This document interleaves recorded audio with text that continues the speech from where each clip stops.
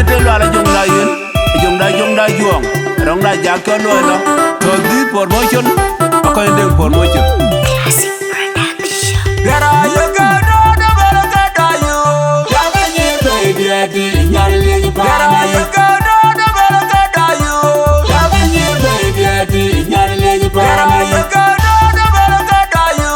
ya ga ni baby adi nyal le ba ni na ya ga ni ra yo la yu jagona ajana ko ya kuran ko ya aba jam jole ya lor ka tam dal de mu ya ro te yo galam ka be ran pi madlan ko lor kuna ba jara ba ka pyanya ya bi ten dinge nyali ka tole de mu ba ka go de ler ba bodi ku pa dur ka ja ji pyo ma de pan lwal we jale ani nyir ko le Yalu jengi, adongo balai da wudne yalu jengi, doni do bari da juiga yangi jimi jagwe la nyarku. Yalu jengi, adongo balai da wudne yalu jengi, doni do bari da juiga yangi jimi jagwe la nyarku. Yalu jengi, adongo balai da wudne yalu jengi,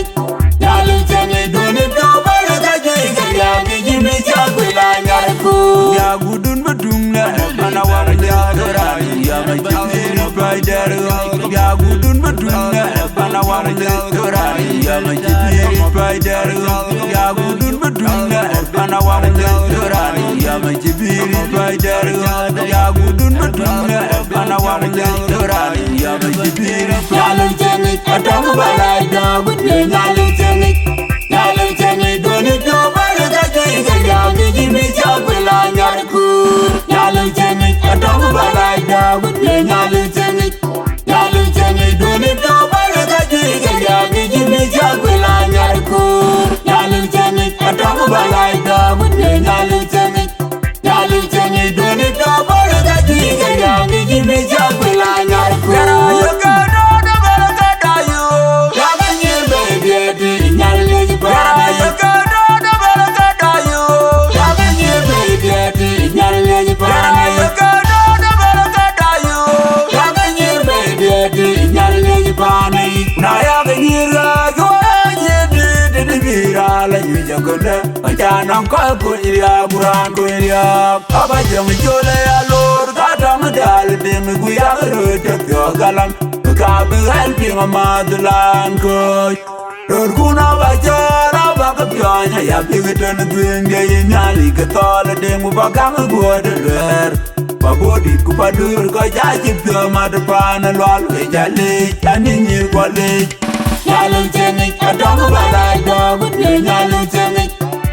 jengi, doni do bari da juiga yangi jimi jagwe la nyarku. Yalu jengi adongo balai da wudne yalu jengi,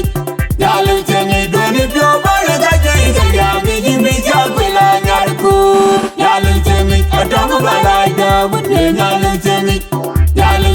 doni do bari da juiga yangi jimi jagwe la nyarku. Ya gudun bedungna mana warga gerani ya majibiri paidar